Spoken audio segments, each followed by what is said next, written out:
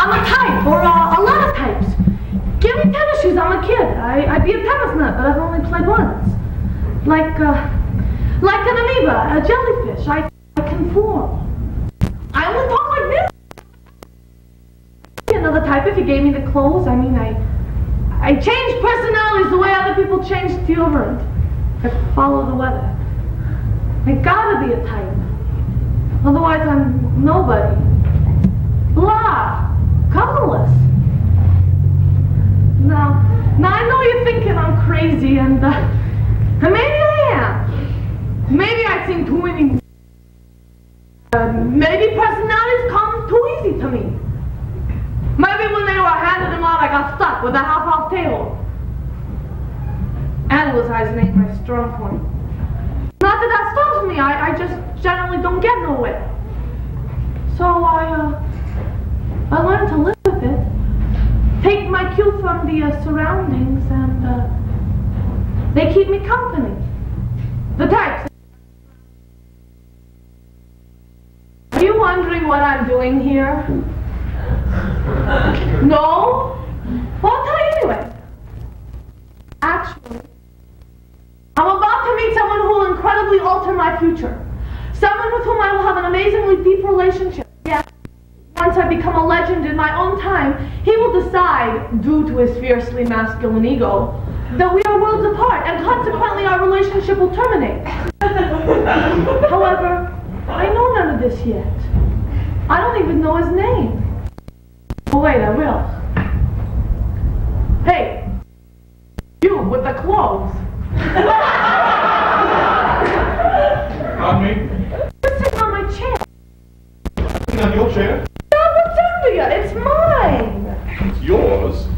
Oh, hey, it's just a ploy. I saw in the Sybil Shepherd movie, except she was on a beach. I guess it works better on a beach. On a beach? Yeah, she came up to the schmuck and said, "That's my spot." On the beach, you know. And at first he didn't realize she was joking. Like I said, he was a schmuck. And then he got it finally and sort of laughed. But then again, he was... What? Oh, I'm not saying you're a schmuck or nothing just because you don't give him a humor. It works better on a beach. On a beach? Is there an echo in here? An echo? Do you always repeat the tail ends of people's sentences? Well, I'm very sorry, but you really are very confusing. Oh, don't apologize. I've been called worse things before. Say, do they call a waiter or something around here? Do you want something? Do you always use a wrench when you cook? No, I'm fixing my bike. In the kitchen? You rather I fix it in here? Look, lady, do you want something, or do you want me to discuss my personal life? I'll have some alfalfa sprouts, please. Yeah? That's it. Sure, Toots.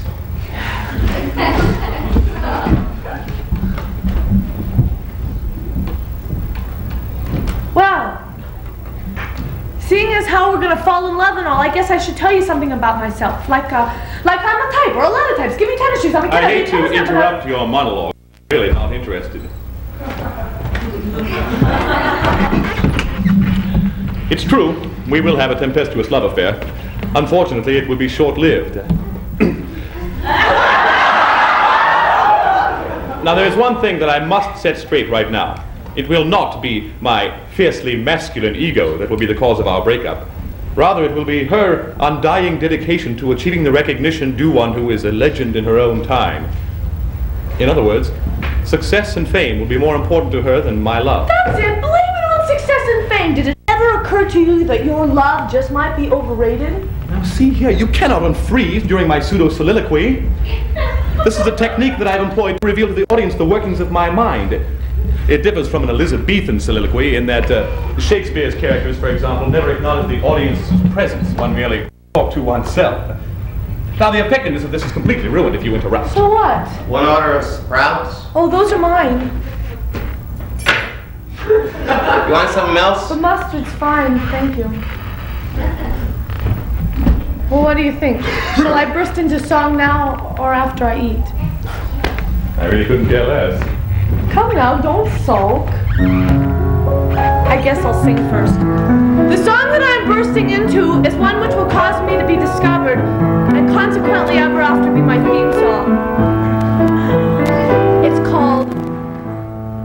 What do you do when you are life's comic relief?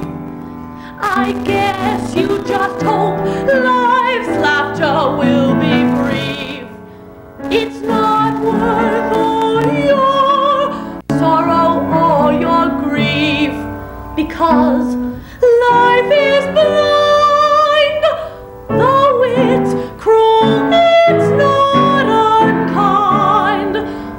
And I don't understand that line either, but I don't mind. What do you do when love seems to miss your bed and always ends up in someone else's instead? I won't say I'd be better off dead, but sometimes I wonder, I need a place to crawl under and sit. No one will miss me a bit, because although I am just life's comic relief, I rarely hope life's laughter will be brief.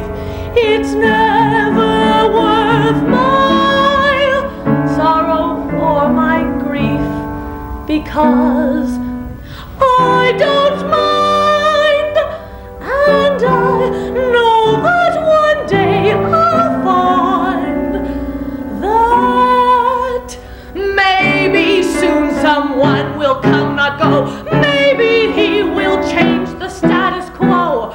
Maybe and maybe and maybe. Oh, but when? Oh, but when?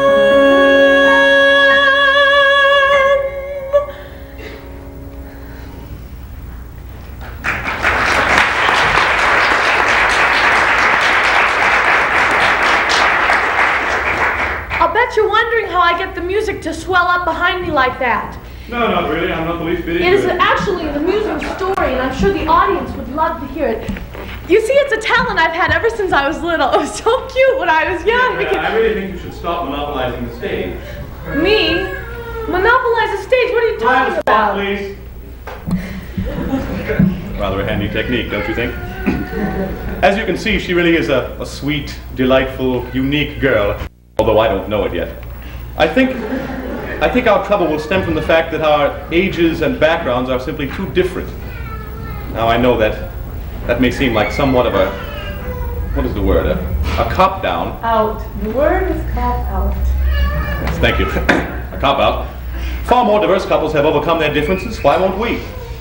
I think that our backgrounds have so strongly dictated our characters that we will find the gap between us is simply too wide. Perhaps if I gave you an idea of my past, you could understand why I would find a person like Deirdre so irresistible and yet so incredibly frustrating.